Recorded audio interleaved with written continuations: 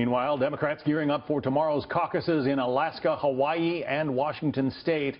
More than 100 delegates up for grabs. Bernie Sanders is looking for some wins out west to help him try to catch up to Hillary Clinton.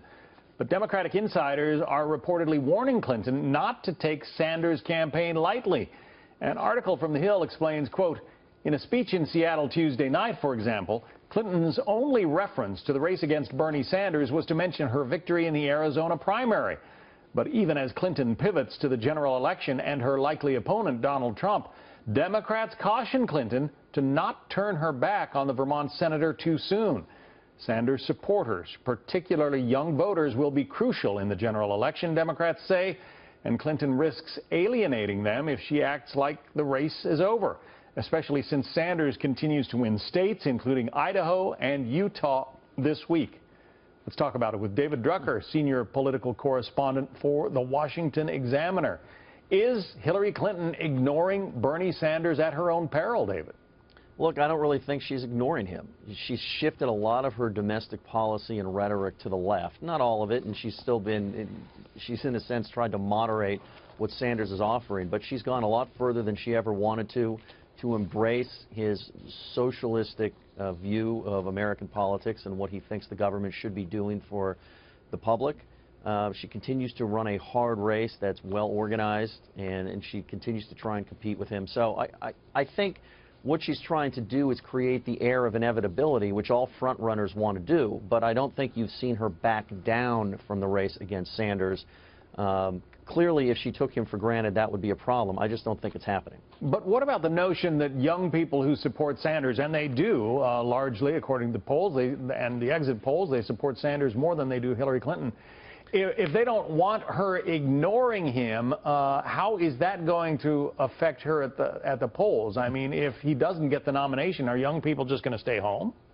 Sort of depends. I mean, look, it's a catch-22 because if Hillary Clinton attacks Bernie Sanders too aggressively, then she runs the risk of turning off Sanders supporters who are going to find her to be unfairly targeting him and saying, you know, mean and nasty things about him, and they're going to hold it against her. So, and here we're talking about the idea that, well, she's not attacking him enough. She's not paying too much attention to him, so maybe that'll make them angry. I actually think that what you want to do in this case is just try and not, if you will, push them away by being too aggressive, too mean in attacking Bernie Sanders, and you hope to get young voters on the fact that they're not going to, you know, according to the data we've seen, be too happy with Donald Trump, and that'll be a reason for them to turn out, and you try and get them on some policy.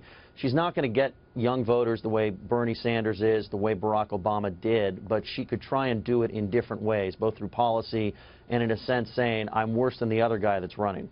I'm better than the other guy that's running, excuse me. Yeah, well, you know, in this political year, people might make that mistake. What about the email server, though, is still an issue that is dogging her, and if there are, you know, more revelations from the FBI investigation, or perhaps, you know, something forthcoming from the Justice Department, it could really trip her up. Right. This is what I think is Hillary Clinton's biggest opponent, herself. The email scandal continues to hang out there and hang over her like a dark cloud. And until the Justice Department either indicts or doesn't indict, this thing is a potential problem for her. And I think really that's the only thing that stands between her and the nomination, not Bernie Sanders. If you look at the states and the delegate count and her support and her organization and her fundraising, she's on pace to wrap up the nomination at some point, and I think that's why she's been spending more time paying attention to Donald Trump, who's the likely Republican nominee, or at least the most likely Republican nominee at this point. And so when you look at what could really get in her way, herself, and we just won't know about this until there's some resolution. That most likely line, that's another segment. David Drucker from The Washington Examiner. David, thank you. Thanks a lot.